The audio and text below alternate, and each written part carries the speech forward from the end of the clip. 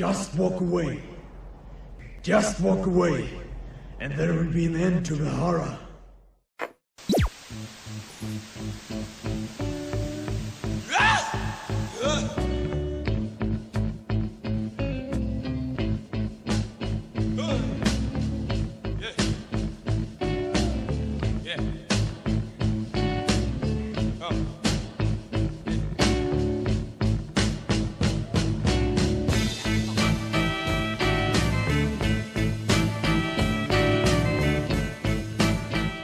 I am Sirias here, guys. I'm having a talk with Truth Messenger. He's a very close friend of mine, and probably one of the only friends, close friends, personal friends that I've had that has a very good understanding of what I've been through and the content I've been producing for the last 3, 4, 5 years, however long it's been.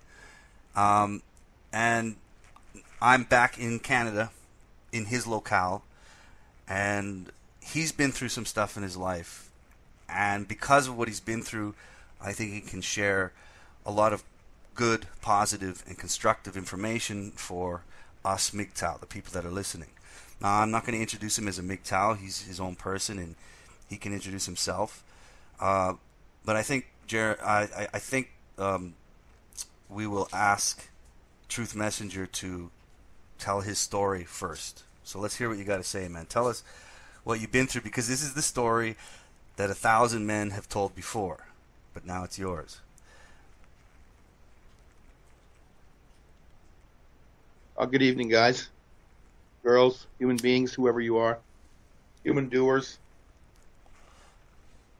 brainless wonders, schizophrenics, rapists. I'm a few of those. Abusers. What we would define as a good man, symbol of justice, wrongfully accused. Anybody, just a guy who walks to the grocery store and feels guilty because he's walking. And, it all depends on who you are. My name's Truth Messenger, and I'm finally being interviewed by Ayam Sirias. I've listened to not all of his fairly controversial, not in my terms, but in my circle of men and people that I know in my life. Dare not speak this way or think this way, because instantly the real weight is put on your shoulders. This is where the conversation should begin, because the real weight is put on your shoulders by those around you, even though you're born going your own way. That's the whole point of my conversation. But how I came into my friend, I am serious. Listening to his calls, I call them calls in the wild. You just turn on your computer and you can hear someone that you care about speaking from a different country about topics in that country as a Canadian himself. Even though, if I'm not wrong, I am serious. You've converted to a certain religion. Yeah, Islam. Yeah, Islamic. Yeah. Right. So that, even to me, that identifies going MGTOW in a stronger way, because of even some of the criticized ideals of political or not, of that current philosophy or belief system. With men anyway, it seems like that would give you a stronger backbone to what I deal with in Canada every day and every night. Like, it's supposed to be a free country. It's supposed to be freedom of speech, freedom of thought, freedom to do as you wander as you want. You can wander into the bush and open a gold mine, find a gold nugget. But can you actually ask to spend time with your own children if you go through a divorce or a separation? Can you actually, at some point, be a man? No, you can't. You're shut down by the system. That's another part of the conversation for later.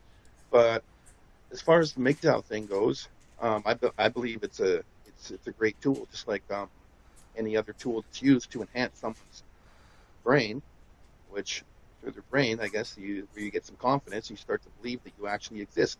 You're not just a human doer. So that's what kind of clicked in my mind. My friend was like, and plus being a father, I guess, I'm a father as well now. That sets a whole new standard into going your own way, as far as I'm concerned. Whether you're married or not married, what do you think about that? Well, what I'd like the listeners to hear is a summary of your experience when it came to your children, custody, and how it started, how it all went down. Because obviously, I think people that have my subscribers know my story.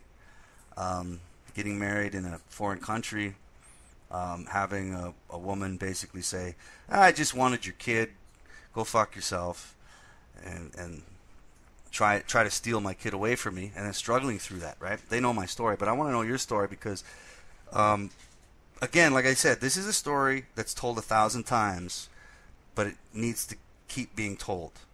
You're in Canada.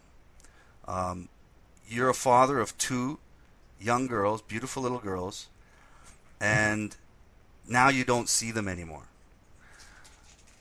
So give a summary of what happened. I mean, tell the story, man. This needs to be heard.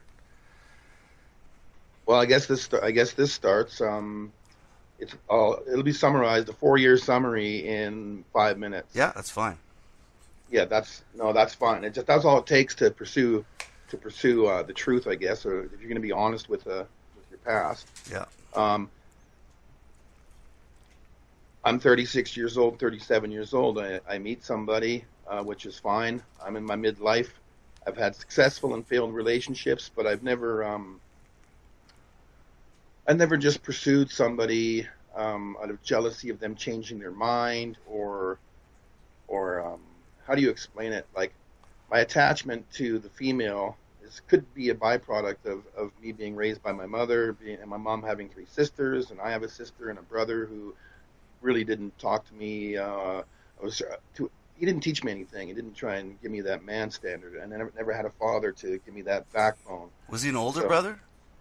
Yeah, 3 years old. 3 years older. Okay. Yeah, 3 years older. Now, and he has it's kind of ironic because he has 3 children, and he has the custody of those children. After a hard-fought battle, but his ex was fairly unable and unwanting to take care of the children, so he just assumed his role as a man. But basically, I was with somebody, and just going my own way, because I never just clung to somebody in any relationship. I've always been a separatist, a 50-50 partner, if you will, and whether it's financial, emotional, whatever else, sometimes I fail, sometimes I succeed. But I always make sure that there's time for me to achieve parts of me, because I'm a musician, and I really have to have time to let go of all my stress and pursue the one thing that actually brings a smile to my soul. And that is my true connection with people, is to share that identity. Then there's less words; you just do it through song. But I got into a relationship with someone who I didn't just assume was going their own way. As a woman, she didn't seem she wasn't the clingy type. She didn't like to cling and follow around. But as the relationship got more serious, there was expectations that I cling and follow her into her world a little bit deeper. Family, friends, and these people identified themselves to me throughout the history of our first 4 years of our relationship as untrusting of me, not willing to really get to know the real me, etc. I can be a pretty sarcastic son of a bitch, but I'm a good guy. Now, we had a child in 2013. The child was birthed, and basically, I won't get into the depth of the family psychology, but her family didn't want me to be the father from the time the child was born, just identifying me as a human doer that wasn't doing enough, not achieving enough by their standards. So at this point, that was already interfering in our relationship, because we had a fairly decent relationship, just ups and downs, and we were pretty happy to be bringing our child into the world. Now, what happened after that? A second child comes along in 2015. Same thing. There's some ups and downs. Same woman. Same woman. Yeah. Same relationship. Second child. Yeah, and we had broken up in between those children, gotten back together on our own merit, even though there's lots of interference. I'm just not going to go that way, because in the big picture, it's not about other people's interference. It's the psychology of society impacting everybody in the game, if they let it. That controlling thing, which some of us call now, I guess, feminism on some level. Yeah. Because I actually respect and love and like a woman. Like, I can care for a woman if she's caring for herself properly, Yeah. on many levels, naturally emotional. I'm not a cold person, but I'm very sensitive person, so it's easy for me to feel someone else's pain. They call that empathy, being an empath. Story. But anyway, so I guess in me being an empath in some way, it's also looking like I look. I'm 300 pounds, 6'4", Hey, 30 straight. wait, Truth. Hold on a second, man. Your mic is cutting out. Okay, let's take a pause. Boom. Okay, keep going. Well, because I'm a rather large person. I'm like 6'4", 300 pounds. I don't carry that around with dominance or I don't act tough and everything else. I have a natural emotion that comes out of me. I accept people and everything around me. If I don't accept it, then I get involved in these situations very easily to try and help people, not to try and hurt people. Now, this is part of the attitude that's followed me into my current story of my children. Basically, I was living out in a specific city out in Alberta, Canada, and my children were both born there. And I made a plan of love and a plan of trust, no matter what's going on in the background. Me and my ex-partner, we shut down our lives. She left before me with our children. We made a plan and a deal and whatever for her to move to a specific location in another province in Canada, and to wait for me while I finished a work contract. Okay, so you guys, you were living in Alberta, in a city in Alberta, and then you mutually together decided that she would move out to BC with your kids, and then you would follow. Yes. The reason for this being, this is our second child, and it came pretty quickly after the first or whatever. So as far as we're concerned anyway, a couple of years. And we wanted a different lifestyle. And she was on maternity leave again from her job. Mm-hmm. So we decided together to save money for our future move. And I was still finishing a work contract off. It was safer for her to not just sit around and pay rent, empty rent and bills in the house we're living in. Right. No matter what angles happen there. So that's why that happened. And so, so you're basically looking out for her best interest and the children's best interest at that point. To say, look, I think it's in everybody's best interest, including the children's and yours, that if we make a change and make a move, right? Yes, and I offered, and this is the strange part.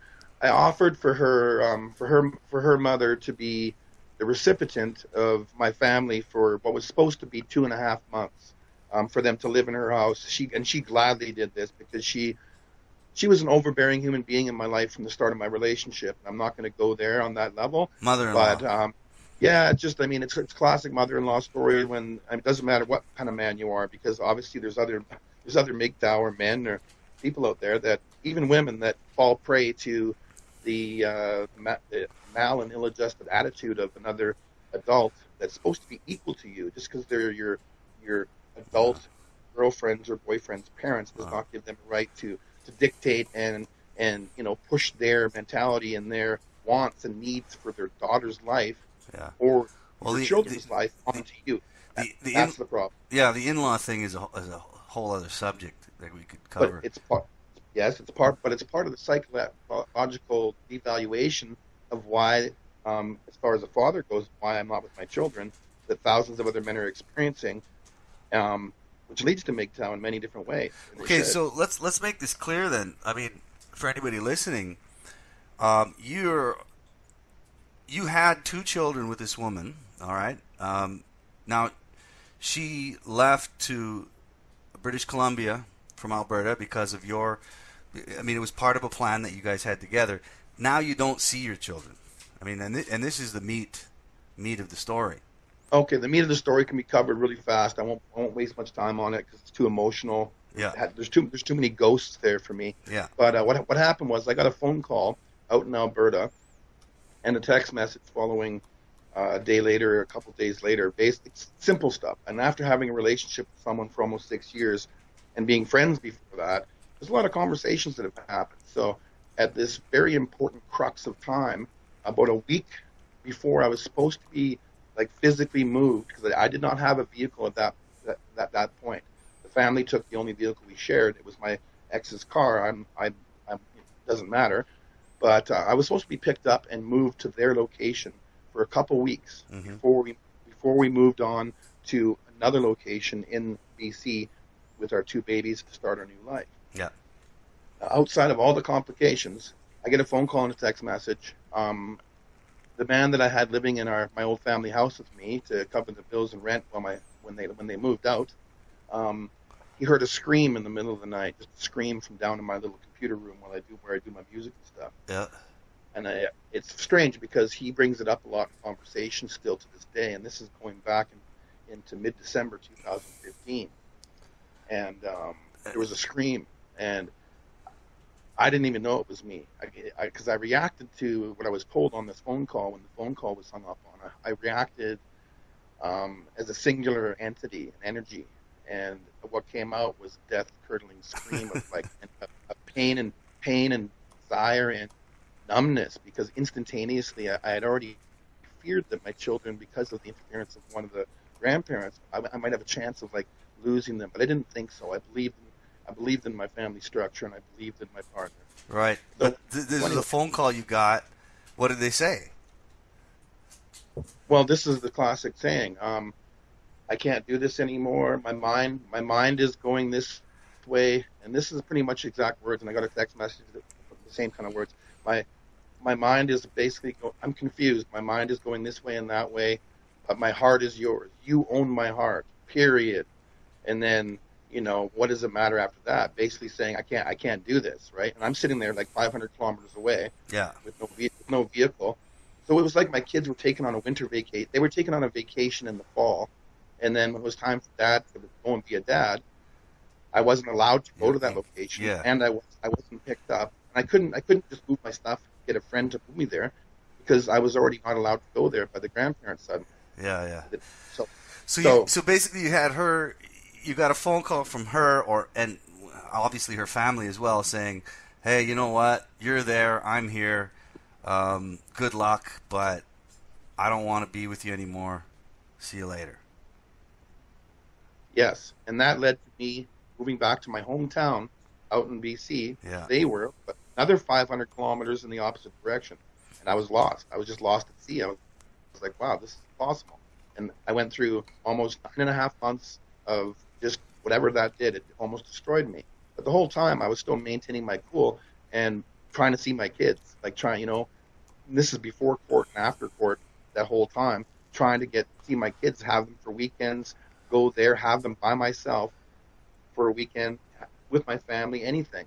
And, basically in that period, I saw my kids for 13 days in a 9.5 month period, if I can remember. Not for full days. These weren't overnights or anything. And then what happened after that, I decided, okay, I have to move closer to them. And so I moved to the town they were in, and I've been here for almost 5 months. And to sum it up, in 4.5 months, I've had 10 hours of time with my children. And I've had false charges put on me. I've been put in jail. Okay. I've done the walk of shame and all this stuff. Okay. And, yes. This okay. Again, to the listeners, this is a very common story that we hear within our circles. Whether you're MGTOW or MRA or men's rights activists or just an intelligent human being, these are stories you hear all the time. People are kind of getting tired of hearing this shit all the time. Yeah. In these circles. Yeah. Well, even people on the other side of the circle are not even. They're having a whole different thing going on. Yeah. No. Well, I wanted to bring up too.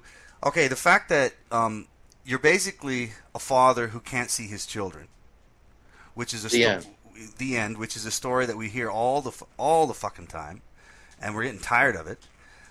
It's not just that, but you have to understand that anybody listening is that Truth Messenger is a very close friend of mine. He's probably one of the only guys that paid attention to my situation while I was in Indonesia, and my subscribers know what I've done and what I've been through.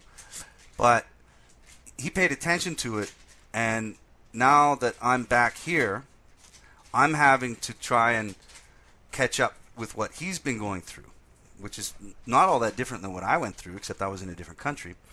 And when you were talking about other circles, not outside of the circle, not hearing it, you know, we've both had personal experiences where we've had friends who just don't really give a shit about your plight at all.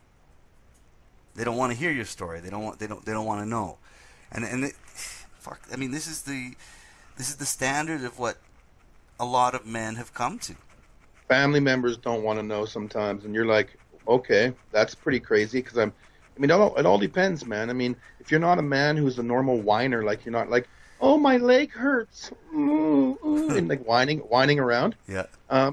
When a man finally becomes strong enough inside, and it's not easy these days for a man to be allowed to be emotional, to be, if you know, most men would understand what this means when you're actually, I'm not talking about suicide or anything. I'm talking about you're like, wow, man, I'm a man. I have a want or a need.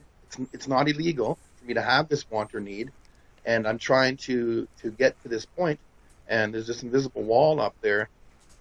And it's called the law, it's called opinion, it's called reflection, it's called many things. Society.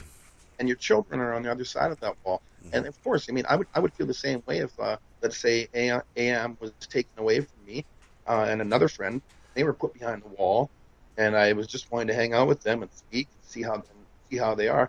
There was a wall put between us by other people. We wanted to see each other as adults. Imagine how crazy that would be as adults, because they wouldn't be able to keep you away. That's the trick when it's children, because the society, the law, and the misgivings of a parent that doesn't like the other parent, for some reason they have this crazy invisible wall, and I don't care if you're MGTOW, I don't care who you are, that's put up, and that's what's stopping me, because I'm a man of the land. I mean, I'm a natural man who's trying to find a way to this new thing called parenting, and people are telling me no. And I understand the plight of other men. They're being told no as well. Yeah. It's an invisible wall. It's so invisible, it's the same as the wall that Trump says he's going to build. That's how invisible it is. Yeah. So you have to understand the law in order to get closer to your children. Then there's a problem. That's the first problem. Perfect. In order for men, just normal men who've gone through these similar situations where the children have been taken from them, with the full consent of the law, going, yes, go ahead, take the children away from the father, we'll put up this wall, and you're going to have to figure out how to get through that. I mean, we're not talking about like when we were talking about friends that had kind of dissed you on your situation or had no fucking compassion at all. I mean, these are men that they don't fucking understand or care about the fact that you are the father of 2 children, and everything legally binding is standing between you and them. And the people that suffer are your kids. They're the ones that suffer. Your kids want to see their dad. That's it. They don't care. They don't care about the fucking law. But here in Canada, good old Canada, if you're a father, good luck if the mother says she wants nothing to do with you. Because then the kids are going to fucking suffer. Well, this is the difference between no matter which way you're going to go, and that's for women and men, whatever way you're deciding to go, because it's my misconception about all these people going their own way is that we're all going towards something else or someone else. Like no one's just wandering out into the non-existent space, to the vacuum and going, I'm going my own way. That's what that means spiritually. If you're going your own way, you'd be completely alone. Well, there is, I think there is a spiritual aspect to MGTOW to a certain extent, because you when we were talking before and I was putting notes down, you were saying about what is going your own way, right? Does it have to be redefined? I don't know. To me, there is a spiritual aspect to going your own way. And I think it comes to responsibility to yourself, right? Because honestly, if you can't be responsible to yourself, who can you be responsible to? So you got to understand, men going their own way is basically, I'm tired of being disposable. I'm tired of the law saying that I am a rapist and a horrible person because of my gender, my sex. Yes, but this is what the point. Not to interrupt you, No, Ayam, it's but okay. this is the point about it can be covered. Two things can be covered here. Um, the legalese, Yeah. which is the language the law uses. I won't get into this part too heavy right now, but Let's do it. from what you just said, this is when I understood this before court ever happened over my kids' custody. I already understood this, and I tried to educate my ex-partner, but she thought I was kind of like doodaloo, a little, beyond my normal conspiracy theory ways or whatever defines me. So, in other words, your ability to like think for yourself. yes, which proves I went my own way before I met her. Now, without going into that. Now, the legalese is just, once I understood what it was, and that's only happened to me in the last less than 2 years of my life. Yeah. It started with the very first conversation when I was broken down. I was back in my hometown, like I said earlier, without my children the first almost 2.5, 3 months, and I was trying to work this out with their mother amicably through conversation and love, basically. Yeah. And so that all got Empathy. taken away from empathy. But of course, she made it sound like I was just wanting to get back together with her and all this other stuff, or I was going to steal the children, whatever her motivations were. That started way back then. But when legalese got involved, which was my very first conversation with my mother, we went down to the courthouse. I'm like, I needed some information, like free information from a lawyer. I could tell part of my story that I'm telling now, way back then. Yeah. In order to get legal aid, because I did not have the financial resources to put $5,000 down for a retainer, just to start my lawyer lost soul father relationship. Yeah. So the legalese started the moment me and my mother went to this office, and I'm like a fucking 42-year-old man at that point, and my mom's like 67 or something at that point. Yeah. And she's, she didn't want me to be at home, so we never walked to the courts together before. So we went into this room with this and waited for what they called a legal aid lawyer to come in and talk to me. Now, this old man wanders in. He's like 75, sits down. I'm looking nervous, and like I said, I'm a fierce-looking guy. He was that old? Yeah, old guy. Doesn't matter. Old, yeah. Now, the point is, within 3 minutes of conversation, because I was pretty uppity or whatever, Mm-hmm. I wanted answers, and I was just nervous and stuff. Yeah. And he threw me under the bus. He white knighted me and my mom out of the room, basically, based on him looking at me, assuming something. Then he actually told my mom, "Your son is this specific type of person. He scares me." And I'm like, "Whoa, Wow. Okay." So first of all, and this was the guy that I was trying to get legal aid from. So I was like, "Okay, I scare you? I haven't done anything." My mom was like, "My son has done nothing." He's like, "Would you guys leave before I have to get the sheriff?" I'm like, "What?" Now that was my first experience, and so he didn't speak that way, and he spoke in clear terms. But that's when my legalese experience started. What I mean is, from that point on, once I attained a lawyer and trying to attain a lawyer, and then everything involved, there was a whole new language that I wasn't quite getting. I was like assuming a lot of things, and what didn't make sense to me because I was asking certain things. And I was getting this whole barrage of basically why not, or no's and all this stuff. Let me interject truth for a second here. Your person was judged and criticized based on your appearance, because I know what you look like. I'm not a hobo. You're not a hobo. He's a good looking man. You're a good looking man, but you can look intimidating. But the point I'm trying to make is that the legal aid that you were given at the first point, so that you could see your children. The only thing that really mattered was, I don't like the looks of this guy, or I don't like the sounds of this guy. It had nothing to do with logical argument or the reason why you didn't have your children. It was based completely on the fact that, number one, you're a man, and number two, you looked intimidating to him. And yes, I, yeah. and this, and I just have to say, how many times do we have to fucking hear from the left feminist perspective that women are objected for how they look? But here, you're being objectified by the way you look and by your sex.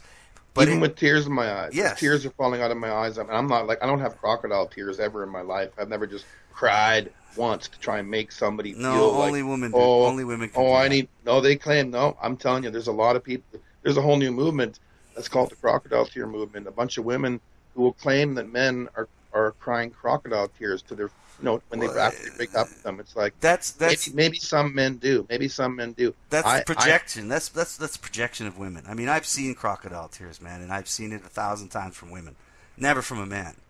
Now, you can argue that there are men out there that will do it. But yeah, I think OJ had a couple crocodile tears there when he was trying that glove on or whatever back in the day. I don't know. I don't remember that. I don't think he cried. Oh, I think he was laughing while he did it. I think there was a crocodile tonight. It was a forced tear. He was driving the Bronco, man. He was driving the fucking Bronco. Oh, shit. They were the wrong gloves, but he didn't use those ones. He had other ones. O.J. Simpson got more than one pair of gloves. But my point is that the law objectifies men. Yes. And there's real consequence to that. There's real consequence from no facts, no charges, everything's fiction. Yeah. And you're like, okay. And at my age, it was very strange. This is my point. So I'll sum it up with the law system based on this. From my first experience before I ever saw a judge. Yeah. Which I did see in that first little bit, but I've been in front of 4 different judges now, and I still haven't had a chance to speak because there's been no trial or anything yet. No family case conference. Don't ask me how it's possible, but because I tell you, it's because of the legalese happened between my lawyer and my ex's 2 lawyers now. The legalese, the language of the law. Yes, it's kept me. This is what's kept me from my children. Beyond the ex, since she started letting someone else use legalese for her, I was forced. I couldn't represent myself, even though I wanted to, because a judge and a lawyer, first of all, this is the rule number 1. They say you can represent yourself in Canada. They say you can represent yourself in a criminal trial, in a criminal case, anything. If you have facts that prove the facts of the police or the accuser wrong, you're wrongfully accused, there's serious repercussions for that. And as a smart, put-together individual, which there's thousands of men and women out there that could take care of this task for themselves. But the lawyer is forced into a strange game of chess very early in the game. If you try and represent yourself, I mean, some people can do it. If you have a lot of finances behind you, then welcome to it. Yeah. But to do it yourself, a judge and a lawyer, first of all, no matter what the offense is, in the legal system, because of legalese, unless you're a father or a man or a woman that goes in there speaking perfect legalese, yeah, then which doesn't happen 90% of the time because you didn't learn that in school. Yeah, it's specialized. It's a very unique language that's used by people that are put through a system to speak and that language. It's right. It's writing and paperwork. It's it's simple stuff. Mm-hmm. You can have 2 parents screaming and crying to have a child. Then you got these other people saying, "Well, did you pay your retainer yet? Here's some more legalese." And then everyone's still being hurt. No one's winning. Families are being ripped apart. But because you're trapped in that system now, because of the paperwork, signed paperwork. When you sign your birth, it's like a birth certificate. Because your parents signed your birth certificate, that made you not only a slave, but it also made you a recipient of what they're talking about these days, of the state. Like you're not even, your parents don't own you, the state owns you. The state signed owns you. A corporation, and that has to do with contracts that were made back in the day with the money printing people or whatever in the United States when they made that in 1913. But whatever it was when and so Canada as well owes the Federal Reserve a lot of fucking money, and they have. So that's they sign us over. It's like a contract between the state. So the reason you pay taxes and stuff is because we owe money to the Fed. That's why all the money the States owes in any Western civilization, they owe this money, and Europeans to the Federal Reserve. But I mean, going back to the legalese language and your experience. That's it. The legalese kept me from my kids for 14 months now, and it is currently right now until this first started. That's what's keeping me from my kids, 100%. That's it. Is this because I have a lawyer who's speaking legalese, and he's a Buddhist, and he's very peaceful, and he's a family-oriented guy. So he's Is he Asian? No, No, I'm just... he's not. He's a white dude. Okay. Now, he used to be a basketball coach, but I knew his son, and I knew him when I was a kid. The point being is he has a different approach, and at first I thought it was a good approach. Calmly, just don't ask for much, just show them that you're interested in being with your kids for a few months. Take care of, don't go out there and start going through court, doing bad stuff like my ex is doing to me. Do the opposite, because in the end game, isn't that interesting though? I mean, it's almost like the women are encouraged to do the bad stuff. The women are encouraged to go and hit them hard. Take them for what you can. From their side, yes. I'm dealing with this currently for different reasons, but I'll sum it up with this. From her side, she actually is being told, not just by her parents and friends and whoever, and Dad's done nothing wrong. Dad has nothing against him with children or family or any kind of disturbance or violence towards the woman or towards the children ever, nor his friends or family or anything his whole life. So anyway, point being is, once someone says that, then the legalese becomes even thicker. And anyway, when someone starts lying in the system, then the legalese becomes really thick. And the two parents now, we don't even speak, can't speak by phone because there's a false no contact order on me. So I get put in jail. What the fuck? I get put in jail if I call her or text her or send her a Skype message about my kids or about anything. If I say I like watermelons, and text her right now and I say, what the fuck? This is true, yeah. If I say, because she lied about stuff, and then anyway, this is why legalese has happened, because I'm in a half criminal trial and family law trial for my kids, and I didn't do anything wrong. Now that sounds kind of biased towards myself, but I there's no representation, there's no facts, there's no evidence. Of course there isn't, man.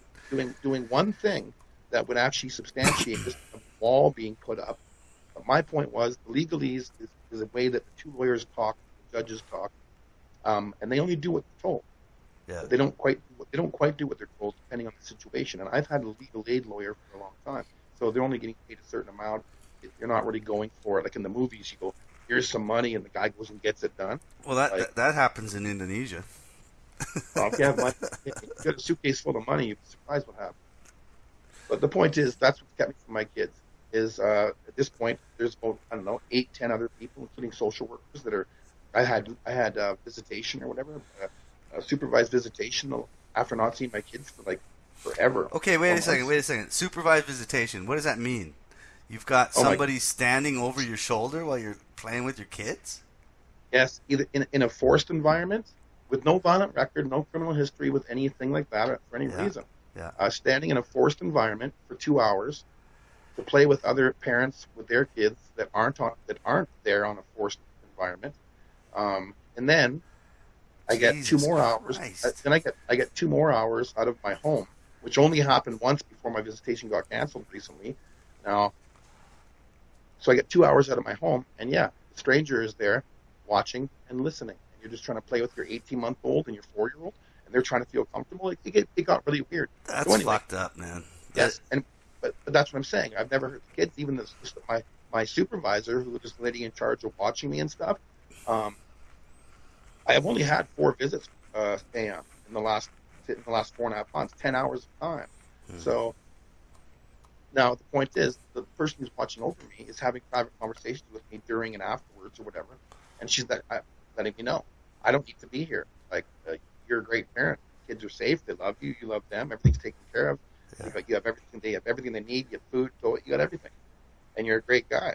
She actually gave me a couple under the table job opportunities that I didn't take because of the stuff that's going on. She was like, I can get you a job here, and I was like, well, anyway. Long story short, she's giving me a golden review, and my ex just canceled my visitation again, based on my child going home after my last visit, even not wanting to be with her, wanting to be with her dad. All right, now we're getting into the realm of. So that's it. That's why I don't have my kids legalese, and that's the real realm of other stuff. Well, when you told me that you got this golden review from these people that had to supervise you while you watch your goddamn kids. Yeah. I mean, that's ridiculous enough. I know. But the fact that this woman said, "Oh no, was it a woman or a man That was A woman. a woman. Okay, she says, "Oh, everything's fine. I don't see any problem." But then your ex doubling down. Yep. And still, I mean, there's something else going on here. I mean, we this is where we have to understand the plight of not just you, but many men who have gone through this bullshit, and the system that allows it to happen, and the fact that we empower these women, not men, women, to have this power. They to say, guess what? I'm not happy with the fact that you're a good father, so I'm going to continue to use the law that's on my side to keep you away from my children. I mean, this is perdition. Well, what's this happening? is evil. This is the issue. Now, this is the issue. I'm trying not to partake in any of this. For the listeners, I mean, I'm not trying to partake in any of these levels. I am trying to partake in a Peter Pan relationship with my children, because that's who I am, but also of the father experience of responsibility, protection, education, love, be able to rely on me to be there when they're sad, they're happy, or they want to see me. All that's being stopped, and I take it very personally that it's being stopped. I'm not the wandering father out trying to get laid. You're there with them. You're trying to be as close as you can to be with them. I know that. I've been through that. You've been rejected, but despite your rejection, you've moved as close as you possibly can to your children. Right? Oh yeah, yes, and purposeful rejection. The whole point of what you were saying, right now, currently, what's actually happening on a higher level, there's this court stuff in the background, which is all the legalese bullshit that's happening. It's just being such a slow process, and I'm losing that war, just based on the woman saying whatever she wants and writing whatever she wants on court papers and putting all these injunctions in place without any evidence or fact, no court trial, nothing yet, nothing. And anyway, I'm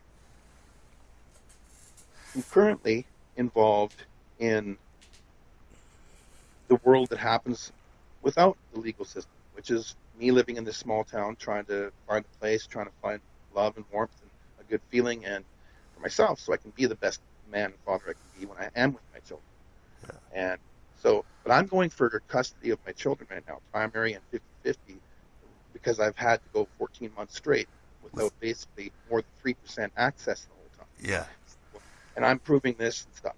But the reason that this is happening is I've watched an entire group of people control another person, and that weak person fall into the system, and watch the kids want the same thing that they've always wanted, a hug from their father.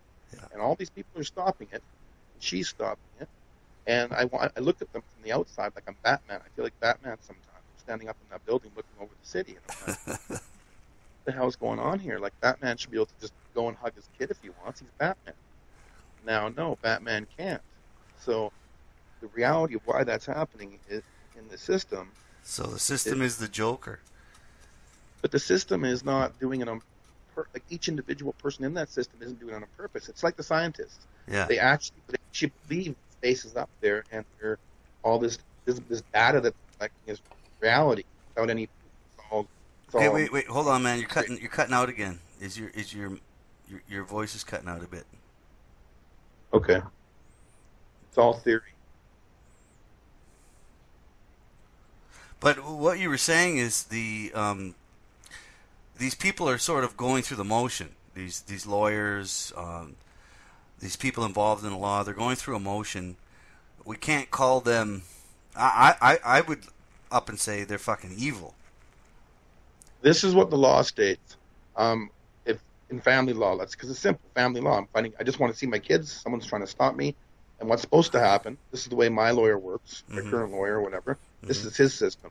He knows that the other lawyer, because this isn't a criminal case, there's no violent history, so it's very simple. Yeah. And he's been asking for the same thing the whole time. My client wants 50-50 custody and shared rights with the children, blah, blah, blah, blah, blah. And then he receives paperwork back saying, well, my client says no for this reason, that reason, blah, blah, blah, blah, blah.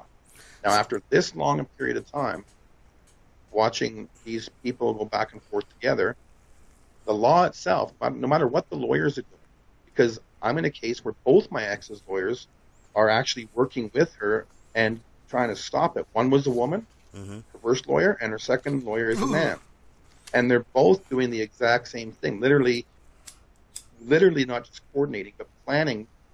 It's called the demise of the father, and restricting and keeping my children from me, knowing that there's no violent history or anything. And the kids want to be with me. What's the benefit for them to do that? I mean, are they by stretching this out and calling you a horrible man? Is that putting money in their pockets? The family's paying on her end, and the lawyer's receiving. So what they're doing, so it's a vicious cycle on their end because they're paying to stop me and my children from seeing each other. All right. So that's another question: is why would a family do this to their grandchildren? I mean, again, we're talking about your children's grandparents. Why would they? Right. Why would they spend that much money? And again, and now we're getting in. Now we are getting in to deep red pill MGTOW philosophy. And I would wager, and I would bet, that it's probably your ex's mother that is the driving force behind it. And I bet that is the father still alive? Is the grandfather of your children still alive? The original grandfather lives with my children and my ex currently again. And the step-grandfather lives with the grandma. And all three of them now are in this small town working a team effort. No matter which way you want to slice it, this isn't conspiracy. This is like, I mean, I can close my eyes and I can feel things. I can feel it going on, and I know what's going on. But outside that point, this goes right back to the law. Those people are using the lawyer and the law. They're using the law that they've been given, that they have access to. They're using the law they have access to, right? To perpetuate this circumstance. Now, what I don't understand is what motivates them to use that law. I guess I can give you one of 7 phone numbers right now, and you can ask each individual one of them, because that's my current status. I want to knock on doors and just ask these people, why are you doing this? Yeah. It's not about the kids, because the kids are great with me and safe with me. That's what they're scared of. Okay. But that's not the point. Let me get back to this, just to clip off the end of this one subject matter. Sure. This all ties back up into how the system's being used, because no matter what, like, I have a lawyer that's trying to not hurt my family and continue this bullshit and waste of money and stuff the whole time. He's trying to bring a family back together, not the parents, but just like the family, and have us co-parent properly, and has expressed his need to do that. Now, the other lawyers, both of them, are so far 100% against that happening. And so he can't quite figure it out, because he's really orientated that way, and he sees right through the whole picture just like I do. Just like I do. But to go to a court of law, we haven't had a trial yet. Now, what the law states, this is the difference. What the lawyers are doing doesn't matter. One can promote, one can do the opposite. But the law itself states, for family lawyers that deal with families, and both lawyers, my lawyer expresses this to their lawyers. Remember the law, or whatever, is they take an oath to uphold, to bring families to an amicable, meaningful thing where the children aren't being emotionally hurt, and either the parents, and everything just goes along its merry way, and then the parents make their own decisions for themselves for the next 20 years, 5 years, whatever. That's what they want to do. So when the parent influences the lawyer, what happens is they actually, these guys are trying to stop me from my children's lives with no legal right, no moral or emotional merit, nothing. Yeah. But the law itself states that both lawyers are to upkeep for each. Like, you could basically switch lawyers back and forth, and they're both trying to come to the same terms. Yeah. So those lawyers are no longer part of your family's life. They can just be gone, and you do your own thing. So that's where I'm at. I have a Buddhist, and he wants to do that. Does your lawyer have a family? No, his sons. He has an adult son. He has an adult son that he raised because of the passing of his wife in earlier years. Oh, okay, his wife passed away. And so that's how he maintained that relationship. They have a great relationship. Interesting. Now, So outside of that, your yeah, lawyer has a relationship with his child only because, well, not only because, but partially because the mother of his child passed away. Is that what it takes? Is that what it takes for men these days? Is to no, hope? but it's a unique circumstance for sure. The same as my own brother, who maintained raising three children for over a decade, easily. Like whatever it is, the kids are 21, 18, and 11 Yeah. now. And the mother was just a drug addict, wandering around the plains, and didn't want to come home and help do things, and caused his life a living hell in two different provinces, back and forth. And he actually got custody of two sons that aren't his biological children from the state. Okay. And so Wow. there is unique circumstance, but it always takes either one not, choosing not to be there, or someone dying, or whatever else. Especially Now, for men. I mean, that's really what it takes. I mean, for a woman, all it takes is, I don't like him. See you later. And well, that's where the whole men's rights things comes into play, because it's not natural circumstances. It's no, the it's not. opinion. It's the opinion of. It's as simple as this: how the fuck? I don't care what courtroom you're standing in or what alley, because I'll fight anybody any day about the rights of parents, not just the father or mother, but parents Yeah. and grandparents and stuff to their children, like to promote a relationship with anyone Yeah. of blood that loves the child and wants to spend time with them. To promote that is a valuable thing for the child. Yes. Because Absolutely. anything can happen to any of these parents, or anything can happen to anybody. So when something does, that's why those relationships and bonds should be promoted. Now, this is simple language. There is no legalese. There is no bullshit, cut and dry. That's the reality of parenting, especially in 2017. Even 60 years ago, 100 years ago, like we're not cavemen. We don't just want to go to work and maybe die, or get something fall on our leg and disabled. Can't take care of our family, and then old Billy Joe Thornton just comes around the corner and moves into my house, starts raising my kids for me, and all of a sudden I'm homeless. And that kind of stuff. It's not a storybook. This stuff happens to people. But family law, they focus on keeping family together as they're breaking apart, for the best interests of the children, as the children are screaming and crying and being broken apart. Yeah. And it's like, oh, what's the common denominator? Money. Yeah. Money, but not just money. You have to understand that the only reason there's money there is because the laws have been put in place to allow money to be earned through that. I mean, it's money through misery. You want to hear something technical about this? And I have a conspiracy theory about this right now. Uh-huh. And this is about what's happening in my personal case. I was told I was very rare, and I was very lucky by many different types of people. They're like, not just my lawyer, but other people in the courthouse, and they just whatever. When I first got my legal aid, it is not very common for man to call in or to walk into a courthouse and declare basically an emergency, because there's something about to happen and you don't want to lose your kids and you need some help financially. This is not a very common practice, I'm told, and to give a man that right to have the state pay for your legal financial costs, Yeah. which they only pay a very minimal amount. So your lawyer only does so much work. So you don't want to waste any time, like I did, talking to him on the phone, asking questions, writing big long paragraphs, and writing the truth out and sending it to him so they can send it on. Yeah. They don't like this. That eats up all your time.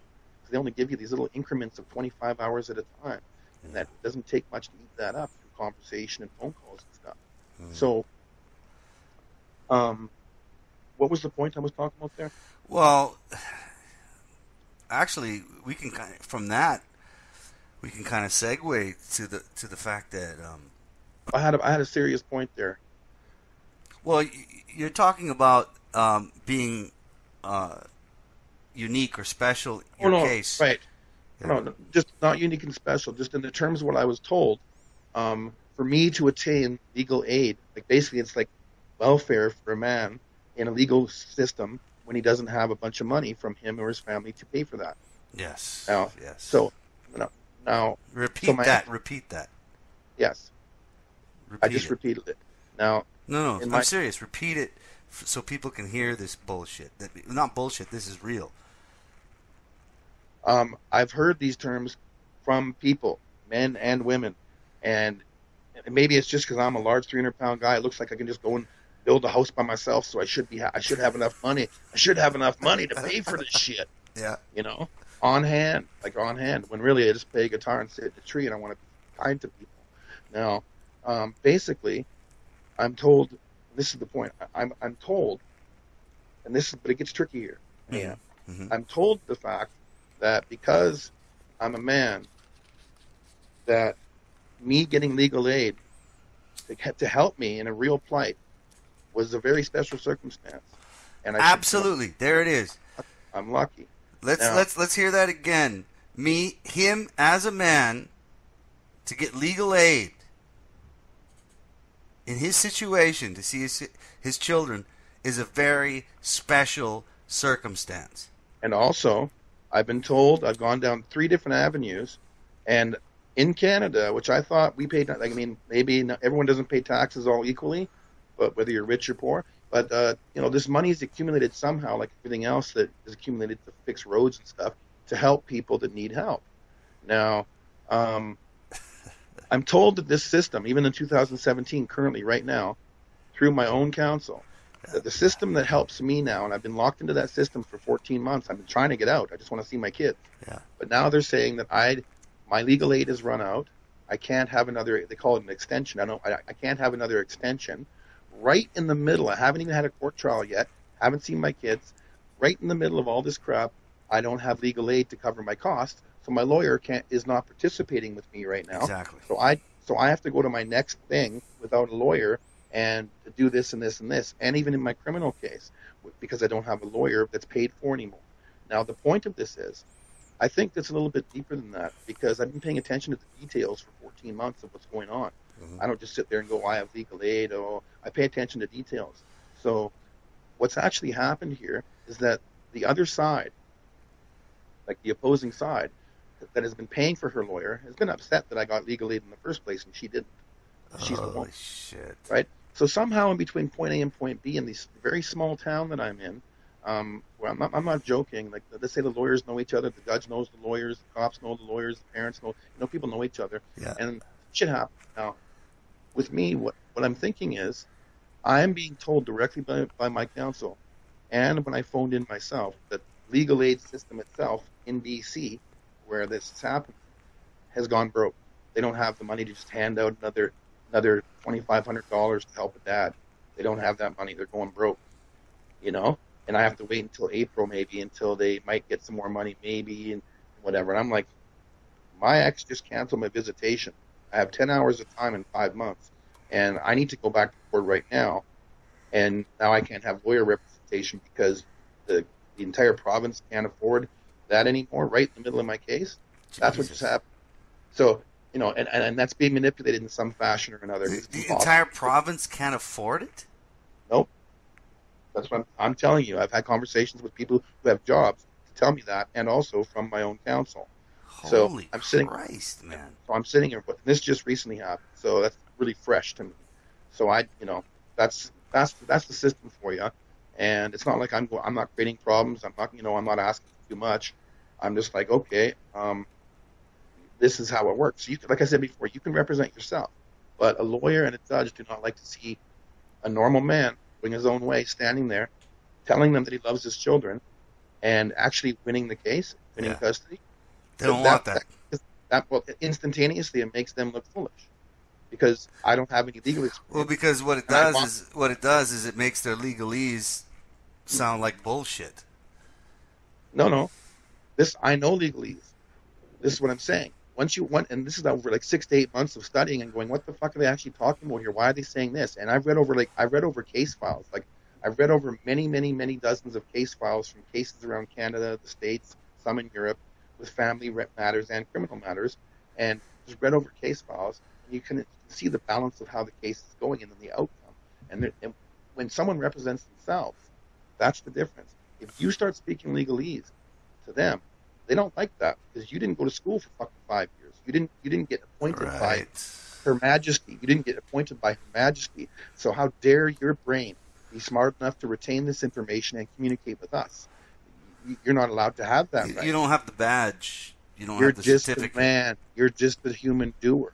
And this is the real bus. This is the big bus, the next level bus that men throw you under on this level. Yeah. It's just a couple men dressed in suits and another man with some fake hair, whatever he does, and they're not bad men, but I mean they're definitely throwing you under the bus in a situation that you're undeserving of because your kids are crying for you at night. It's like, what? Can I hug my kids? You know what I mean? This is how high the level of under the bus goes. Like, the white knighting is disgusting in the court system. It's unbelievable. And yeah, man. Absolutely. So you're telling me that straight facts. Yeah, I know what you're saying. And when you mention white knighting, and I think this is really important for people to hear. I mean, white knighting goes beyond, sticking up for a drunk whore in a bar. Yes. Can we segue? I have to let my dog in. Okay. Okay. Truth Messenger is going to let his dog in. And while he's doing that, I'm going to talk a little bit about him redefining white knighting. I mean, white knighting goes far beyond your stupid Facebook videos of a man defending a woman who has no right to be defended for. It goes into the legal concept. It goes into law. It goes into family courts and divorce laws, where you're going to see, and again, this is what we call in MGTOW circles gynocentrism. You're going to see men taking the worst women you could possibly know, and I'm talking about the women that are willing to lie, cheat, and steal their children away from their fathers, and make money out of that, and profit from that lying and cheating and stealing. And here we are in the legal system allowing men,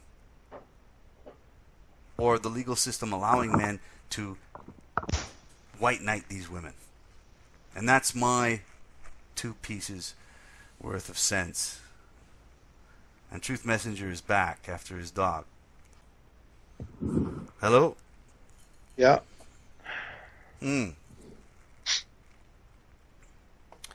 I just wanted to breach the subject like we did, so that when we actually talk about it, we're getting deep into it, because I'd like to break apart white knighting outside of what we said, like separate it, because I want to know myself, decipher it in this conversation. Well, your concept of white knighting when it comes to legalese, you're going outside of the normal rhetoric of Facebook posts, of some guy defending a woman that doesn't deserve being defended. No, I'm not talking about the legalese. I'm talking about a man called Bob Jesus and 2 lawyers called Randy and Bert, and they're all sitting there, and they're actually white knighting for the woman in the end if they decide to, and they have the power to. Period. For that very reason, if that woman seems not maladjusted and everything, they'll instantly do that, especially if there's 2 young girls involved as well. Like, so that and it goes to a higher level. Maybe throwing people under the bus is more important than fucking some Facebook post. Well, this is the thing, man. Is if you want to talk about real white knighting, it is a okay. Me personally, I had to swallow a very large red pill and use a lot of self-discipline. Like, real self-discipline. Imagine trying to quit smoking, quit drinking, quit whatever it is you're used to doing. And say, no, I'm not going to constantly see a woman as a victim and a man as a perpetrator. I'm not going to do that anymore. I'm not going to do it.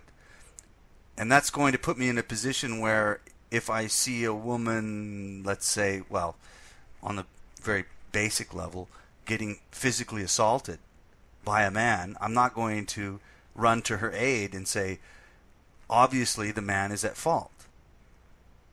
And that's a big red pill to swallow. What about the red flag?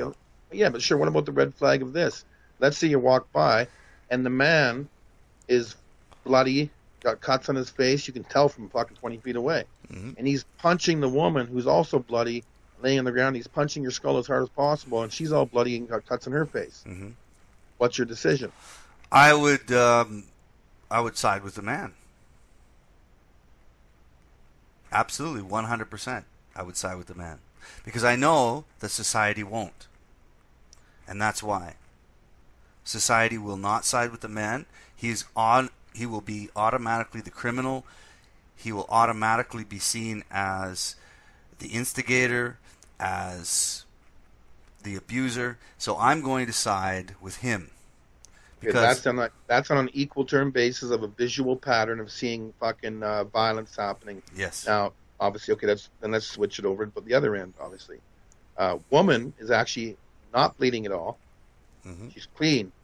Got something on her hand, and man is bloody and cut, and she's punching him in the face as he's laying on the street.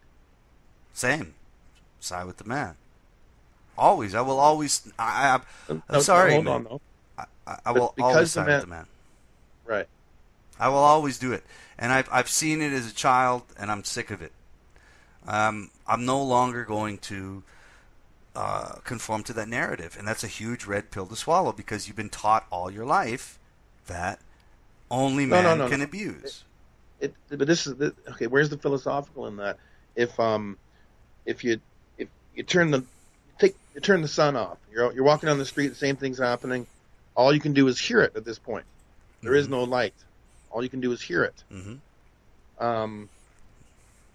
Then what decision do you make then? Side with the man. All you can do is hear it. I'm sorry. I'm done. I'm done with society.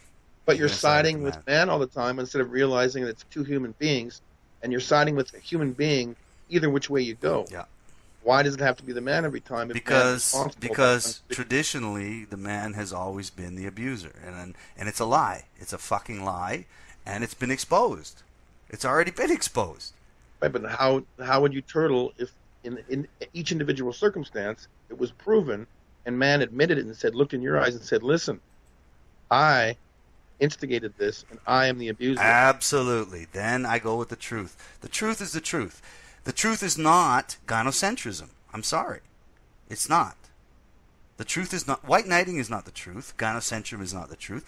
This is based on emotion and conditioning. And I'm not going to do that anymore. Ever in my life. I will not do it anymore. Well, you'd be far few in between to walk by a triple murder and just because it was a man doing it, not helping stop him. Like this is. I think your inner senses, your spider sense, would tell you that it was going that way. That's not what we're talking about. We're talking about We're talking about a man and a woman fighting. If I see a man and a woman fighting, I'm going to side with the man from now on. For the rest of my life, I'm going to do it because I know I'm siding on truth. The caution is towards truth and not the conditioned fucking sense that, oh, it must be the man. So we must be talking about only strangers and stuff. If you're personally involved and the person involved is like saying to you, he's hurting me. I watched my own mother get my father dragged off to prison. After she pulled out a fucking knife.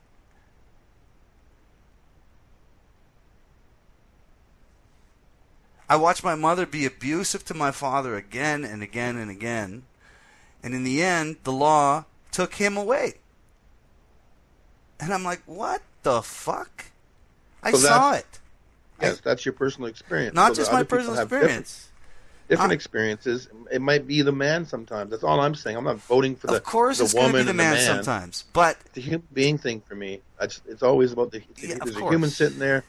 Of course. But if there's two humans, one happens to be a man and one happens to be a woman, and there's abuse happening, society says it's the man's fault. Default. That's the default. And I don't work with the default anymore. I'm done with it.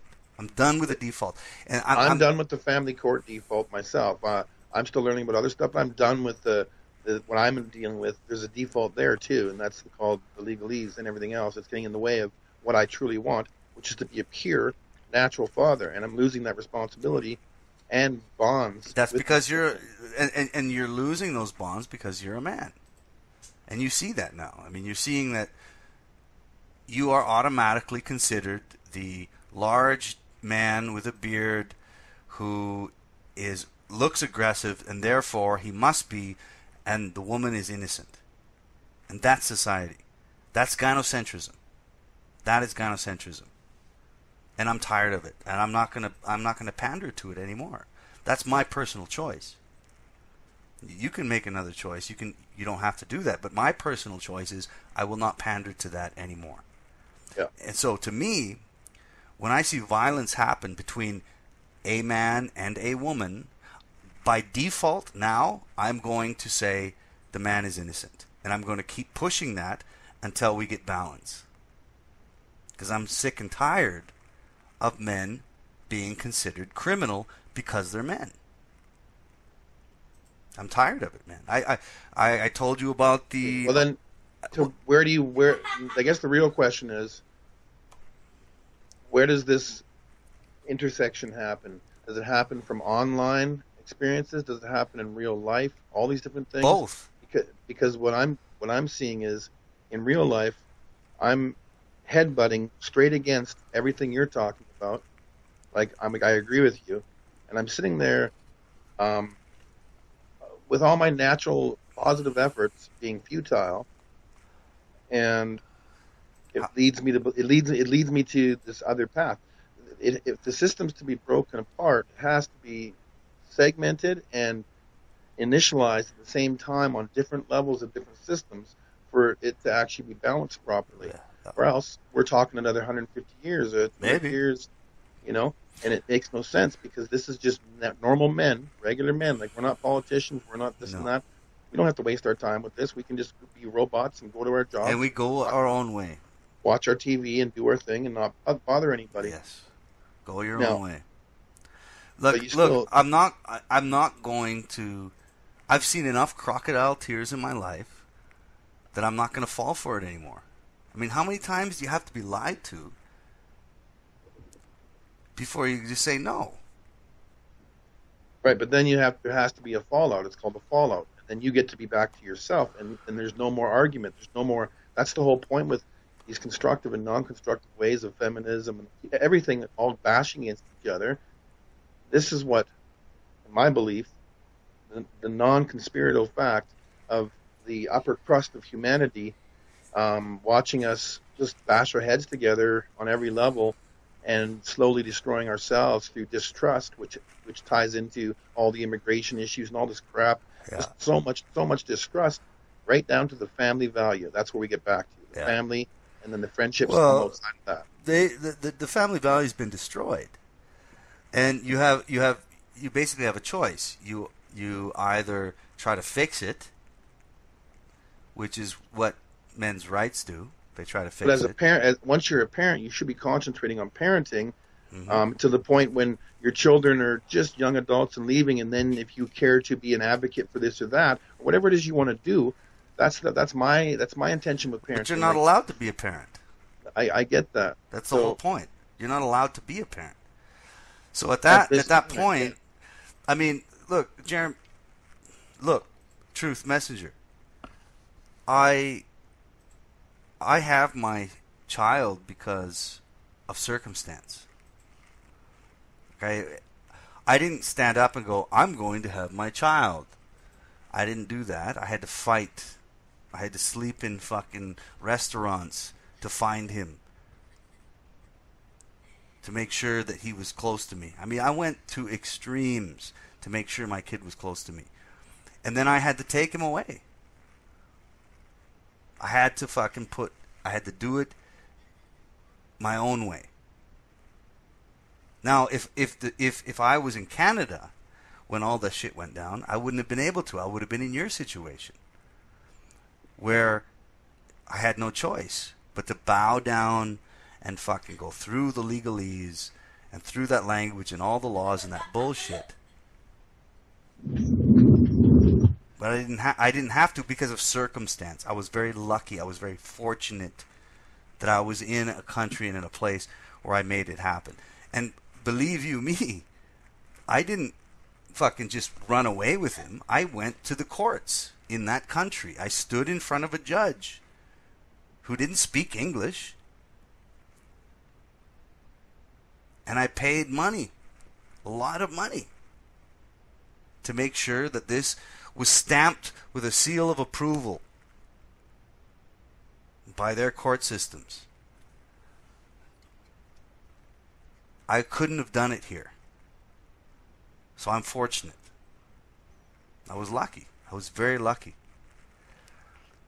But I have him, I have my son, not just because of luck. Luck was one part of it, but also because I pursued it. I pursued it 100%. She took him away. I found him. Yeah, see, that's as simple as, okay, same story. Something took my kids away. I call it something now, not someone.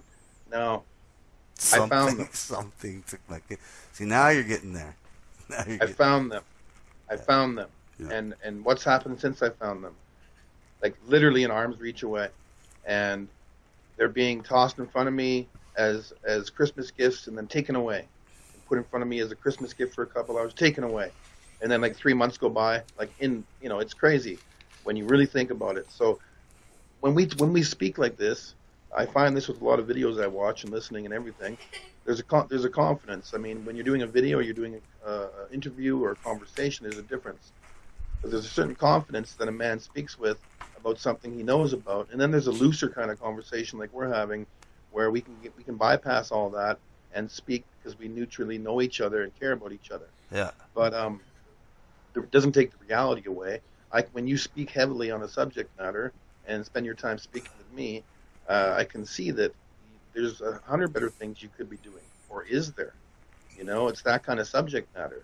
It's like allowing another person to go out and filling their head with some knowledge or something different, so they can go and speak to somebody else and find out if that person feels, the same way or not. Well, welcome. That's how change happens. Welcome to being a man. Being a man means that there's 1,000 things you could be doing. On different levels, yes. The natural man now. Being a woman means whatever you're doing right now is perfectly fine. Okay, let's put up what do you call those things when you put up a little story that's not real? I don't know. Yeah, like you tell a story that's not real. Like, for instance, there's 100... Analogy. There's 100 housewives. And in a neighborhood, 100 houses. And they have 200 kids. Now, and there's 100 husbands. And let's just assume it's 1950. And so those husbands all go out to work, all 100 of them, on time that day. They do it for the next 2 weeks and a month. They do it for a month straight. Now, taking the weekends into account as well, the basic synopsis of a man, he's proud of himself. He's like, I got myself a house, I got some kids and a wife. It's 1950. I feel good. No one's bothering me. It's a pretty easy life. Yeah. Things are happening now, and everyone's you know what I mean. Now the reality is, even in those days, like you and I are speaking, we're just two regular guys. Our job is not to go out, and we don't get paid to go and inform people or to try and bring this to the light. This is all free time. Now, the men that go to work for those 100 days, they have the weekends of real free time. Yeah. To sit with their children or with their housewives, to sit, or amongst themselves, weekends to gather in the barbecue in the backyard and speak amongst themselves about stuff that similar stuff that we're speaking about, or what have you. Free time to do that. Yeah. That's the assumption. Now, in 2017, it's like men and women can either be not working, whatever. No one owns a house. Some people own a house.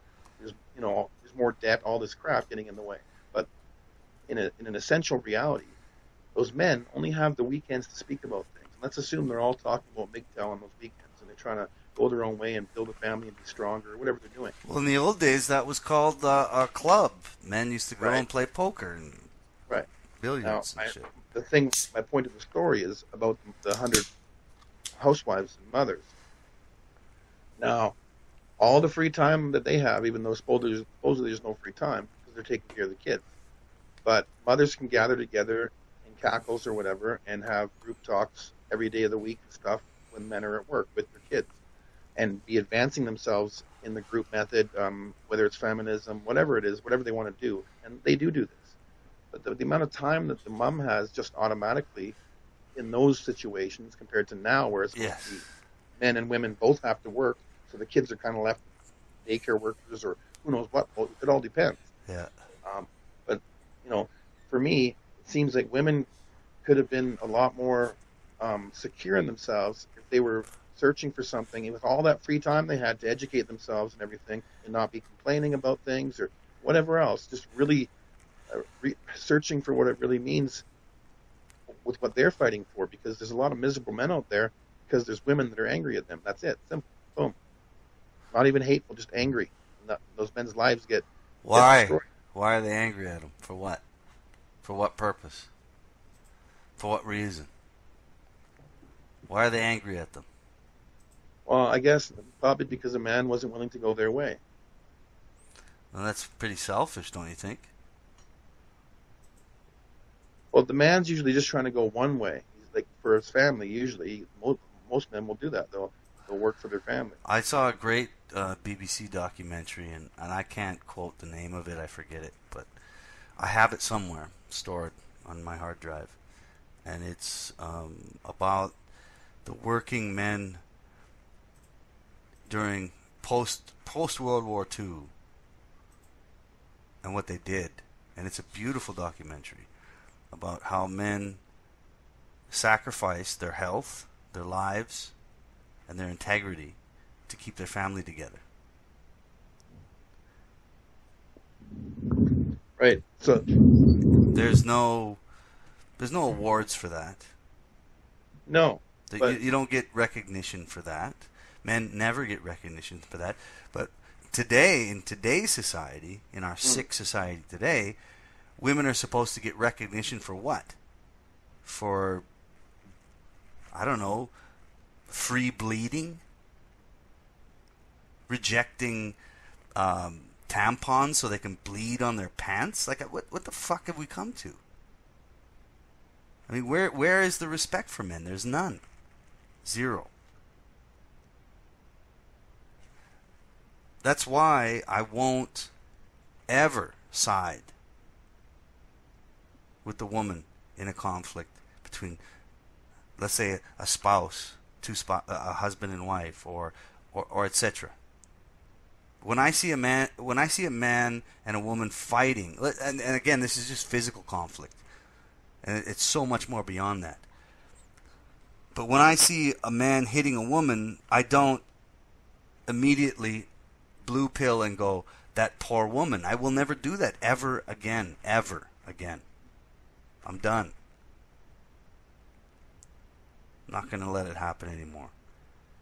Because This is strange, because this is a lesson I learned myself last October, which led to why I'm not seeing my children here, because the story was twisted to the other team's liking. But during one of my exchanges in October with my children, to go pick up one of my children, and this is weird because of what you just said there, my own child, and not even 4 years old, was witness to an adult female and an adult male having an argument, and let's just call it fighting. Yeah. And that same child left with the man and saw mother continue to fight man on his way out with the child, and halfway up the street saw mom fighting with her own house and her front door.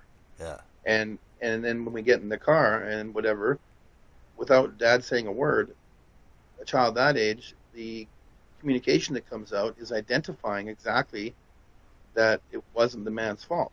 Yeah.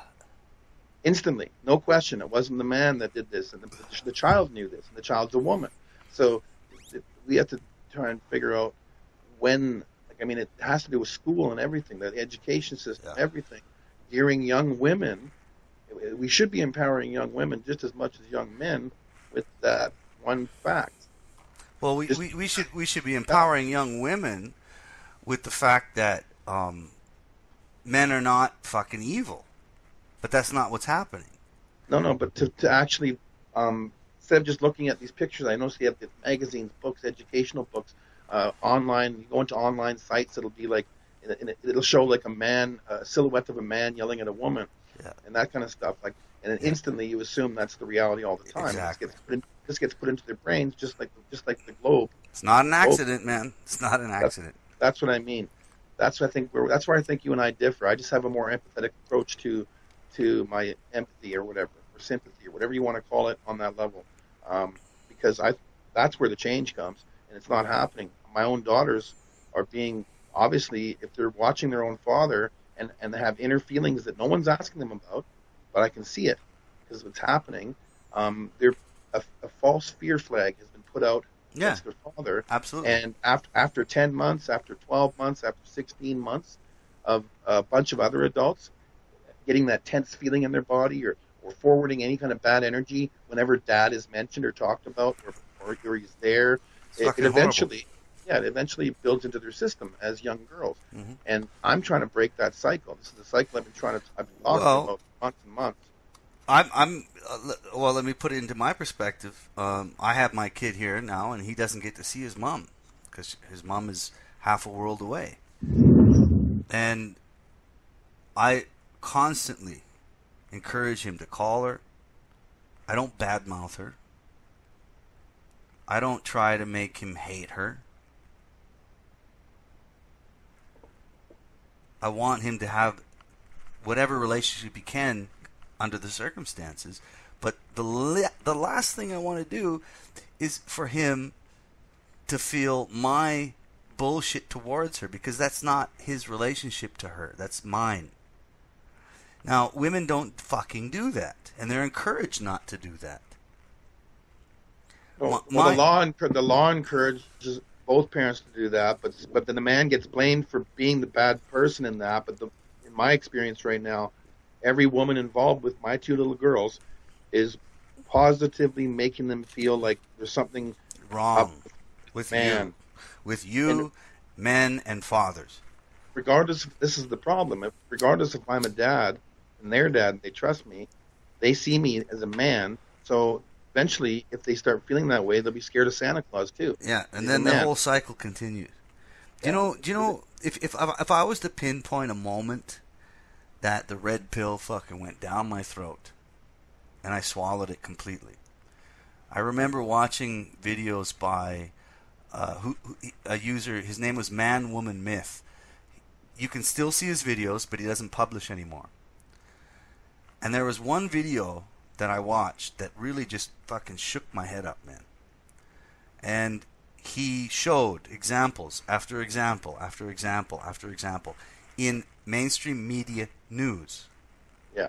Where, whenever there was a catastrophe and men lost their lives, the media never once mentioned that men lost their lives.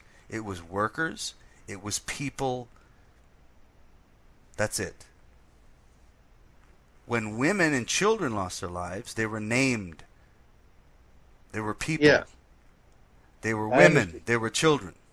I understand this. So this is the thing. That's a pretty heavy subject to bring up to little kids or to even your ex-partner, or who knows what, your mom. Some people don't look at it that way because they're so ingrained into actually believing what they think they place as valued content and the truth. And it's all about feelings and emotions. It's too big. That's a different conversation, because this is attached to the psychology of the Rothschilds and the people on top of us, wanting us to segregate, distrust, and not be as strong as we can united. It's a simple thing. Well, if you look at it this way, the easiest way to destroy a nation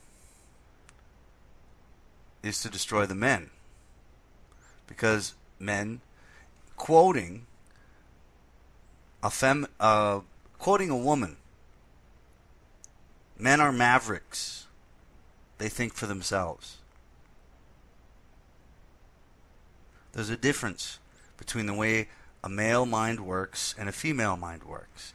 And that doesn't mean one is better than the other. It never has. It's a balance. Yes, but that's also the fault of the advancement of our ship, the advancement of us. That's where the weird feeling of this equality that's supposed to be there, because I don't consider myself like more important or anything than any woman can do for themselves for any reason. That's a whole other subject matter. If you're the kind of person that thinks that way, a right wing or a left wing person that thinks a certain way really heavily, yeah, I'm just a butterfly, man. I want to change, not myself, but the conditioning of man. Well, like the conditioning of man is where it's happening. The psyche. It's not men are being killed off or destroyed. It's their psyche of being a man. yes. And actually, that quote that I gave you was from Erin Pizzi. And I know that people that are subscribed to me know who she is. She created the first domestic abuse shelter in England in the 70s. And she's a woman. And she said herself, she's anti-feminist, 100%. She said men are mavericks. Women aren't. They're not. Women tend to be followers. There's nothing wrong with that, but it's something that needs to be addressed and understood instead of ignored. And that's what's happening. Now, me saying that, or her saying that, that got her kicked out of the first shelter for battered women. She wanted to make a shelter for men, and they said, go fuck yourself. You can't do that. Well, yeah, society is willing to, you can add it up in every city and see the amount of street women and street men, depending on circumstances, regardless. And the way the society treats people, first of all, no human should be on the street unless you want to be there. And that's where your favorite home is. Who is the majority of homeless? That's what I'm saying. I don't know that. Men. I've never looked into that. But let's just say it's like 95%. Okay, so society is willing to not only throw men under the bus that have a life, but then they will also not let those men come back and reestablish a life because they have this stigma attached to them now, or a mentality, or who knows what. It's tough. Well, I'll give you an example of what I'm saying. And again, this goes back to hypergamy, and it goes back to gynocentrism.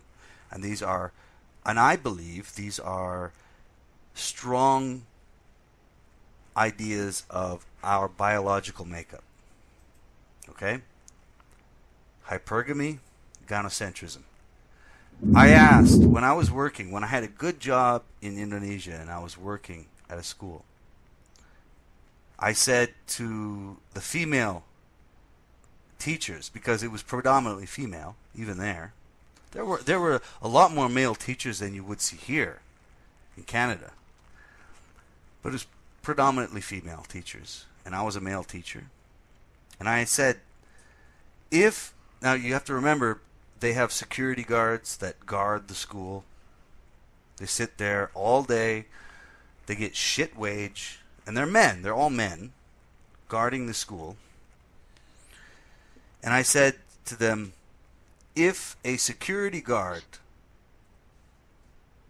proposed to you, or you dated him and he proposed to you, and he was the most beautiful man that you've ever seen, would you marry him? And they said, no. No way. Why? Because they don't give a fuck about how handsome he is. They only care about how much money he makes. And that's Indonesia. It's no different here. Your value is what you earn as a man in our society. Your value is what you earn, not who you are as a person. Now, I'd always like to start off every conversation about rights, men's rights, or anything else, with actually stating, let's have this conversation by taking money and the value of money, whatever it is, just minus it right out, and that includes the earning and stuff, because for me, minus that right out, and you'll see the human potential of earning for face value, whatever earning means. And that's on every level: emotional, psychological, physical, every other When's thing. the last time you dated a woman because of the amount of money she made? That's beside the point. No, it isn't. Yeah, it is. I've never looked at a woman's car and decided I wanted to fuck her. I've never looked at her dress and thought anything. And except how for many I want women? that, I want that. And how many women look at a man and go, "What's he wearing? And what kind of car does he drive? Maybe I'll date him." To tell you the truth, if me and you were walking down the street back in Alberta together, and it was just our lucky day, we went to the casino. I lent you $5 that I had to borrow off someone else. You put it in that slot machine, and we won $50,000. And we'd never had that much money in our pockets before. Just the same guys. We're walking down the street. So we leave the casino. We both have 25 grand. We don't even know what the fuck to do. You haven't told your kid. I haven't told anybody. We don't even know what to do. Mm-hmm. And then for some reason, on this particular day, having that money allows us to, we get high and we get drunk, and we're wandering around, and we're like, this is good. Is this as good as it gets? This is good.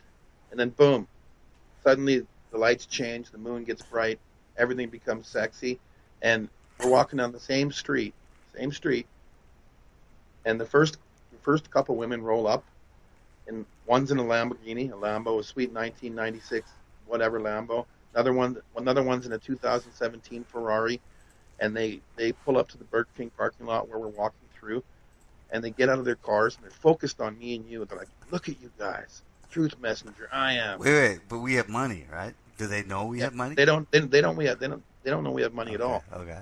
We don't even really know that we have the money. We're not used But to they it. have money because they got Lamborghinis.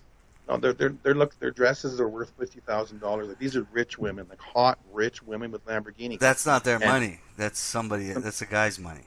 That's not the point of my story. This is their money. It is their Lamborghinis. Okay. It is their clothes, and they're rolling up on us. And they're rolling up on us in our newfound glory. But And we also went to Mars. No. Just check it out. Check it out. All right. I'm hearing. Okay. They roll up on us. And I look at you, and you're like, because you always thought maybe I'm the studlier guy or have an easier time with women. I don't know. Who knows? And you expect me to do the talking. And you're like, you talk to them. Because they're fucking hot. They're driving a Lamborghini and a Ferrari, and they're fucking smoke shows, man. They want us. And so it doesn't make any sense to us, first of all. That's the difference between man and woman. This is first fantasy. It's No, fantasy. just hold on. This is what you're saying. The thing with what you're saying is how many women will jump into a guy's Lamborghini, and he's got a suit on, and like follow him to whatever party he's going to because of his car and his suit. Yeah. Now, the difference is, at our ages right now, this fantasy story I'm weaving you, how many fucking times did this happen? Never. If it did happen, what would happen? I'm about to explain that. What would happen is this. You'd get me to talk to them because you're scared. Because, like, first of all, you've never seen this before. Plus, they're trying to come after you. And so it doesn't seem normal. It's actually kind of scary. And then you think I'll be able to handle it. But really, I'm scared as well. So I just say, let's take our money and run. And we run through the schoolyard to get the hell out of there. Knowing what I know now, yes, I would. I would run very fast. Yes. If I was young and dumb, maybe I wouldn't. But now, yes, I would run. I would know. Even as a young lad, I'd be like, "What is this?" Because even when I was 18, it had never happened before. I'm like, "What?" It's not that like that movie Weird Science where that what? Yeah, I remember that. You wouldn't feel like that. You'd be intimidated. You'd be like, "Wow."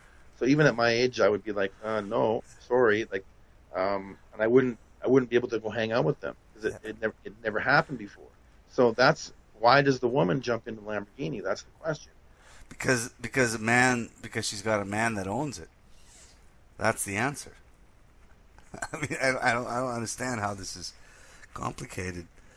Oh, strangers, not just the man that owns it. Like if you're a guy cruising around in your Lambo, you can pick up like 10 out of the 15 women you see. Yes. Well, I'd say 15 out of 15. Even if it's your buddies. Like, I mean, if you really play the part right, and that's kind of sad. Well, but again, like I'm saying, it's difference between men and women. It's survival, and it goes back again to the biology of evolution and our psychology that is influenced by our evolution. Is that survival for women was finding men that could provide. Okay, dude. Biology for men, it was finding women that could reproduce. Period. I'll tell you something right now. Done. What do you call this then? Okay, this is my personal experience. I'm with a woman for a few years. Almost every woman I've ever been with, whether it's by luck or not, doesn't matter. I didn't search for them. Has been like an equal opportunity type of person, same as me, equal opportunity type of person. We share things, and there's not a lot of argument about this or that. You know, there's some stress sometimes, but then one person isn't trying to take care of the other person full time. Now, that's just with a regular woman. Now, having children, as soon as I had children with a woman, that expectation on my role changed for her and her family as if overnight. My child was still in my woman's stomach, and I was expected to change. Because she wanted your sperm. 40 years of my life was expected to be rolled over right away, like become this other man, become the man that will take care of everybody. It's like, wow. I thought this was an equal opportunity world, and I was with an equal opportunity woman. She wanted your sperm. That's what she wanted. Why is that expectation? This woman did not want my sperm. Well, she got it, and now she's playing with it. I'm talking. Yeah, I understand that, but it's not financially motivated whatsoever. It's like psychologically motivated. Yes. It's called gynocentrism. It's called hypergamy. It's called women's nature. What kind of right-minded man or woman, mother or father, knowing that the other parent is healthy and fine and wants to spend time with their children, simple as that, stops them from doing that? That's where it gets crazy. And that's where I live. Again, like I said, hypergamy, gynocentrism. It's called the nature of women. And the nature of anybody, be it man or woman, there are two functions. There's the biological function, and there's a social function. There's also a fucking danger function where if someone's dangerous and going to hurt your kids, you keep them away. Yes, and that's biological. If not, you don't. Yes, that's biological. It's called. It goes to psychological after biological. Yes. If the person doesn't understand the biological. Look, the protection of your children is number one, which is why women today are psychologically affected by that very simple fact. They give birth, and they want to protect the child. But if they're encouraged to hate the father, great. No, but they're not being encouraged to hate the father. They're learning through the hate of the other people. Yeah, that's even crazier. Yeah, well, they're being encouraged by society, and that's why I mean the societal influence. You know, back in the day, a woman, before we had. But this all happens because of separation. If the woman is actually fucking you still, and says I love you, then this whole thing disappears. All of it just vanishes. Not the going your own way and not the other stuff, but this issue, sharing and the biological pull. As long as she's being fed by you, in whatever way, then it's all good. But as soon as she decides, that's where I can't get past this because I'm a very personal person. Well, as soon as decides that you are no longer of value to them, then you're no longer of value to your children, except for the fake smile they put on publicly when they say that they consider you an important person in the kid's life. Well, all I can say is, Truth Messenger, you've got a red pill lodged in your throat. You can either swallow it or spit it out. Your choice. Your choice. Swallow it or spit it out. Because you can't keep it there. Yeah, I don't think I'm trying to swallow or spit it, but that's maybe another conversation. Because as I said before, you introduced me as what I am, not going whatever way you guys are going. No, yeah, I know. You're not. You're not. I mean, you don't have to be. You don't have to be. Nothing's lodged in my throat. The reality is something's lodged in my mind. And throat, it's not mind. It's not something that's harming anybody. What it's doing is, since I became a father, I have a right to these biological feelings that I have. Period. Not every man follows that same guideline. Some of them run away. I'm following. I can't. It's like a magnet. I cannot stop going towards it. Well, I didn't stop. I mean, no. We're two guys that have millions and millions and billions now. I'm just saying. Obviously, I grew up in different circumstances.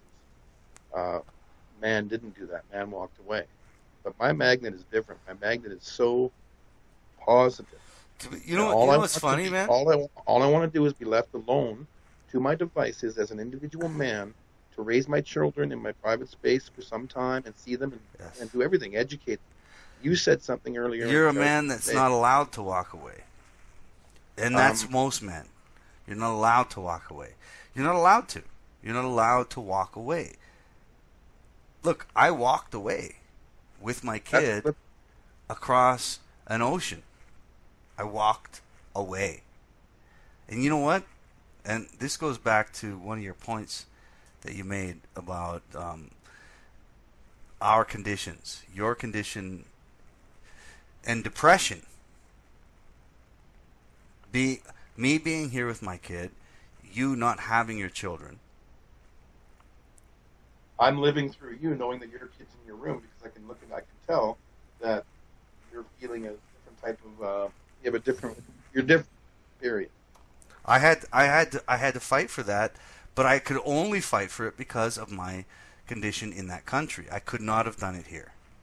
If the same thing happened to me here in Canada, I would be in your shoes exactly, fighting to see my kid. But I wasn't, and I took advantage of that, and I walked away with my child. So there's so many layers. There's so many layers. There's so many layers with the English language. When somebody, there's parents who want to see their kids, and then there's parents who want to take the children from the other parent or keep them. There's a big difference. Yes. Like, I'm wanting to see them, establish my bonds, and share in their time, and then allow mother to have equal time. She is doing the opposite of everything, and not once have I ever said I want you to take. Like, there's a biological thing in me now, like it's like a bomb inside me now. It's like, it's been so long that I'm starting to feel begrudged a bit. Like, I feel kind of begrudged, but it's not a natural feeling. My natural feeling is to share. Well, without arguing. Honestly, Truth Messenger, I constantly played that game in that country. I don't want to take, I want to share. I want to share. I want to share. Will you allow me to share? And I was responded with, no, fuck you. Same. I will take, you will just deal with it. That's exactly what I'm going through. So the countries don't matter on that aspect. No, but not at all. On the personal level. That's gynocentrism, and it's universal. It's not constricted to North America or Canada or the United States. Yeah. Everywhere you go, as a man, you are supposed to fucking lay down and let your kids be taken from you, regardless of the situation. And I didn't have anything to do with it. I was like, no, fuck you. I'll fight it. I fight it. And I fought it. And I did it legally. And the thing is, when we were talking about the differences between you and me being here with my kid, and you not having your kids, and the depression that I felt, was the fact that because I came back with my kid, I was considered a bad person. This is This is why I want to. This is why the white knighting has so many levels. It's used by MGTOW for certain reasons, but the real white knighting happens on every single human level that I was blind to it for a long time. Like, I only saw it on one level. So was I. But even in this conversation, I can realize that there's no what do you call it? Someone that says "I love you" purely can white knight you in the same sentence. Yeah, absolutely, absolutely. Which is insane. Which is insane to me. It seems really, really insane. Yeah, absolutely. Yeah. And I like I said, being here with my kid, and I fucking went through a lot of shit to make it happen. But on arrival, suddenly I'm a bad guy. I'm a bad guy. Now, I wonder if I was a woman and had done the same thing and gone through the same bullshit that I went through, legal, courts, lying and deceiving just to see my goddamn kid, I wonder, would I have been greeted the same way? There'd be a Tinker Tape parade at the airport. Absolutely. There would have been a ticker tape parade. Strong mother rescues his kid. And money given, too. A big collection. Yeah.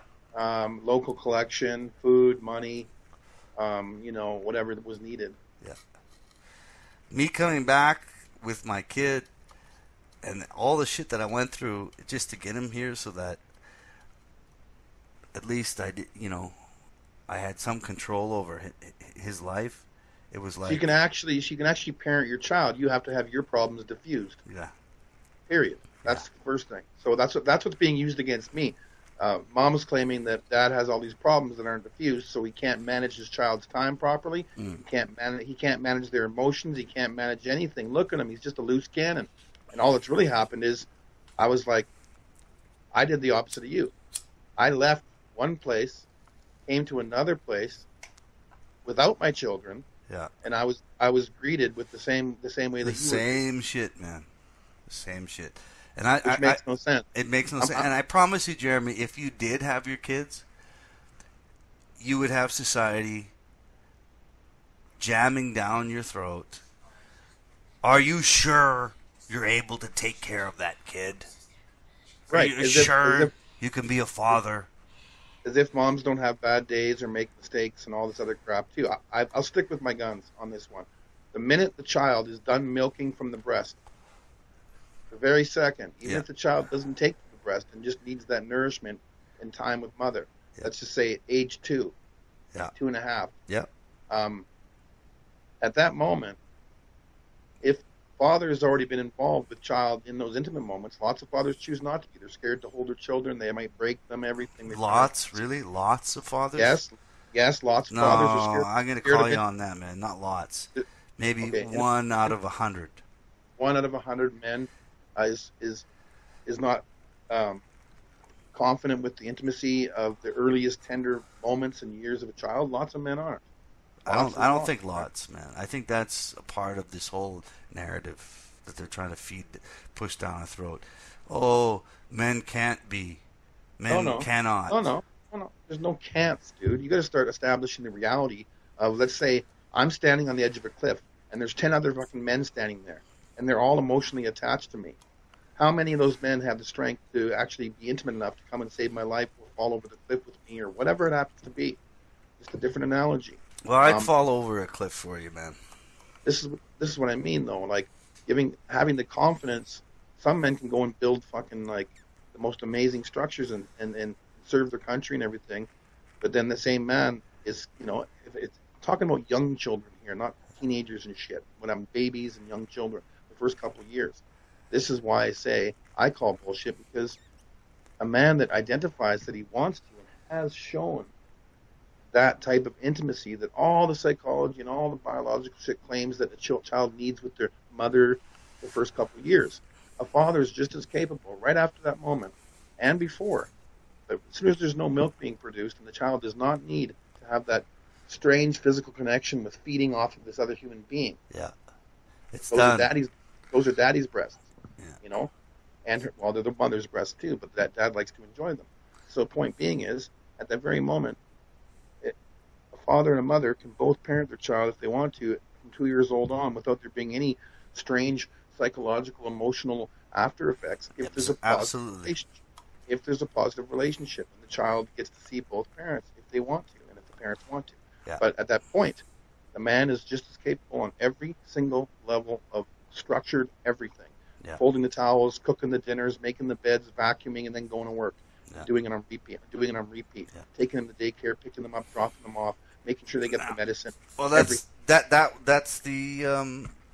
the cry of feminism, is that the fact that she gave birth and the child suckled for 2 years means that she's more powerful for some reason. that seems like such a mute point to me. Just being raised maybe by women, I don't know. It doesn't bother. Like it's like, why would anyone think that? Why would anyone ever feel that? This is my point. Why does any woman feel that way? It blows my mind. Well, I'll tell you why. You can't claim biological connection for 20 years. No, I'll tell you why. It's because they've been programmed to think that way. But not just that. Women, by their nature, are more susceptible to group think. They will follow. Men are mavericks. Again, I'll quote it. Men are mavericks. They don't sit in an echo chamber of group think. Men think for themselves. I've also hung out nature. with certain types of females those are the ones I'm attracted to, that do not sit in those types of groups of their own merit. Oh yeah, name one. Do I have to list off every girl that I think that I've dated since I was in grade 5? No, name one. My own personal choice? No, that's every person. Like, actually, I've never actually been with a girlfriend where I had to walk into a room and all she's got is like a cackle of girls and mothers and aunties all the time, just around her, surrounding her where she goes. Not cackles of girls and aunties, but name one woman. Or a group mentality where because 50 women are standing outside of a street post, she has to go and join them. Yes. I've never dated someone. Why do you think women wear makeup? Why do they wear makeup? Oh my God. Why? I'll claim that not just women wear makeup, but I've also, this is another claim of mine, last 4 women I've dated don't wear makeup to any heavy extent, and the last one I dated basically doesn't wear makeup at all. So most of them wear it to try and better their chances at getting a good man. Yeah, well, it's very groupthink. It's because you don't have to wear makeup to be pretty. It doesn't make you prettier. It makes you attractive to the opposite sex for some reason, because men are weird, strange creatures. No, it has to do with biology. Flush cheeks show that you are ready to reproduce. Again, we have to think about our biological mind. Rosy cheeks, flush face means you are mature and ready to reproduce. That's why they wear it. I mean, that's why we are attracted to it. That's why you can take a 12-year-old girl, put makeup on her, and suddenly we, in the male mind, go, oh, she must be 25. It's manipulation. It's very simple. It's fucking manipulation. Right. So I think all men and women should get into one big stadium and have somebody describe all this stuff to everybody, and then everyone figure it out at that point for themselves, and then there'd be less of this other bullshit, because there's too much controversy going on with things like that. I bypass all that shit. I don't sit there and wonder why a woman wears makeup, why a woman does this, why a man does that. I bypass all that.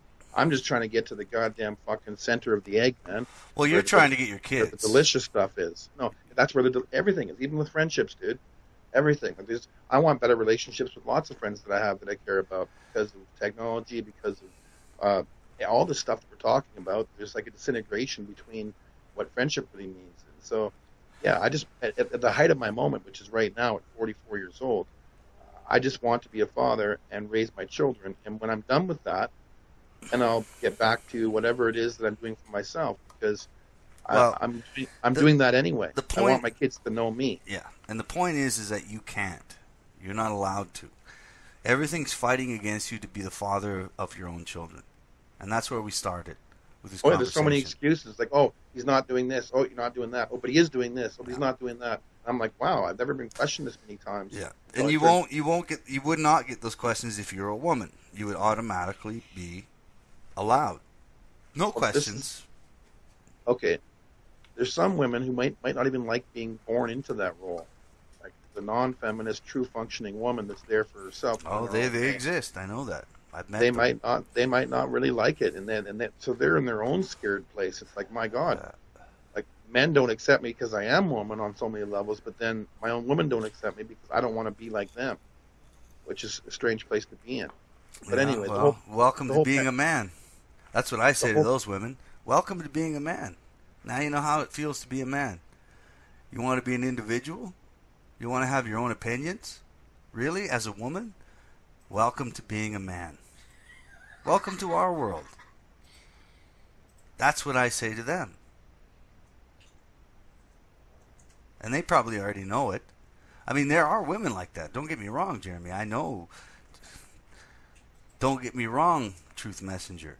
I know it. I've met them. I've dated them. They're there. They exist. And all I can say to them is, welcome to being a man.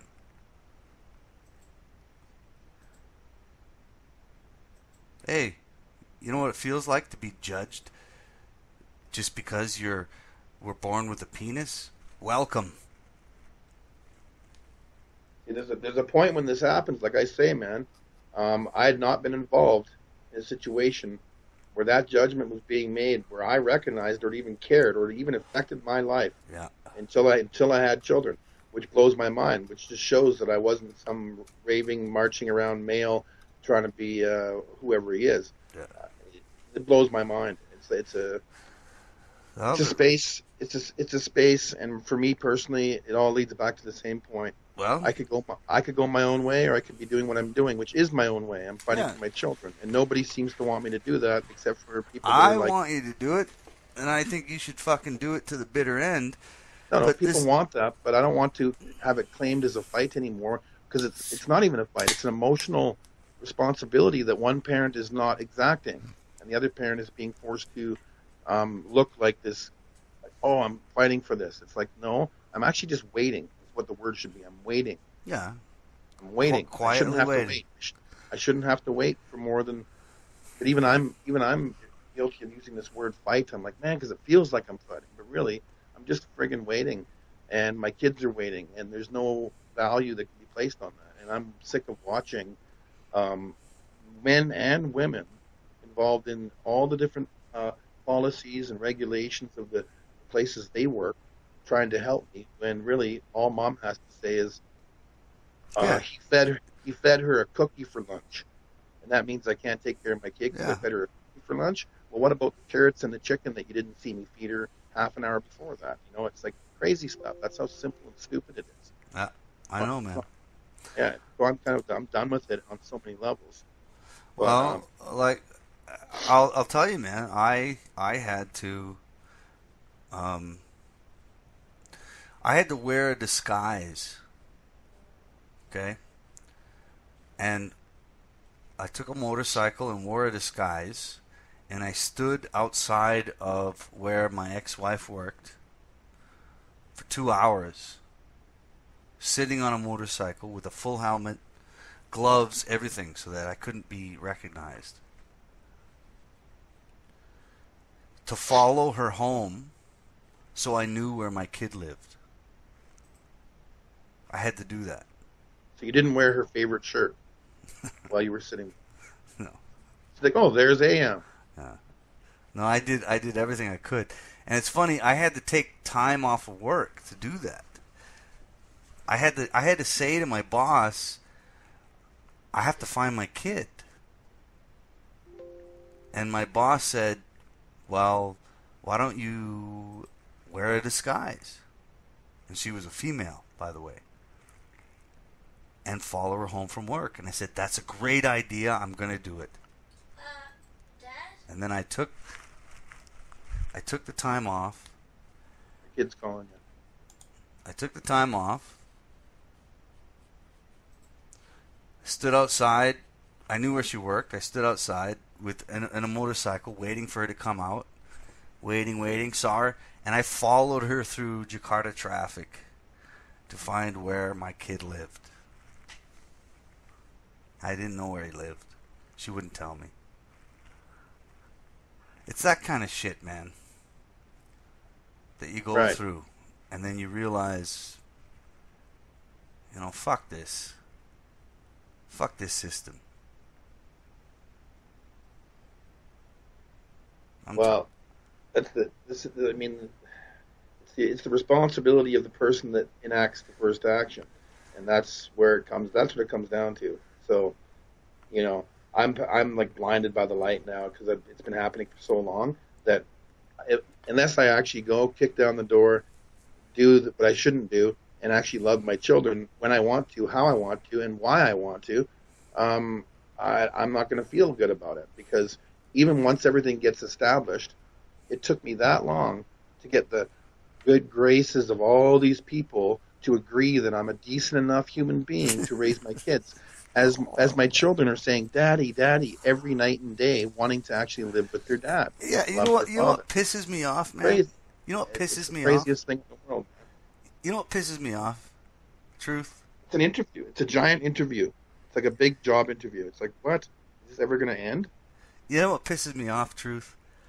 Is the fact that the shit you're going through now is being criticized by people that we know. And trying to put you down as a man, as a father, by people who are willing to just fucking not be fathers. Or not even offer to help. Like maybe Truth needs like, there's some people out there that do this, but I'm talking about like maybe if a person has experience like and has been through something or can help some way. And it's funny because in conversations there's always money at the end of it. Like people can help with money, but does that really help with the problem? Yeah. No, it doesn't. You know? Well, I'll tell you what, man. My battery's running low. I had to pull out the plug to make sure that... Yeah, just cut out the last bit of the conversation. You know, do what you got to do. No, this whole thing is good. I will edit it. It'll be fine. Yeah. Thanks for talking to me, Truth Messenger. You're my friend, my compadre. I know you. I know what you're going through. That's why I'm talking to you. And I'm glad that other people got to hear your story. Okay? I think it's important. So I'm going to cut it off now. Thanks for listening, everybody. I'll try to do some more interviews with Truth Messenger because he's got a lot of good information to share. And I'll see you guys again next time. Goodbye.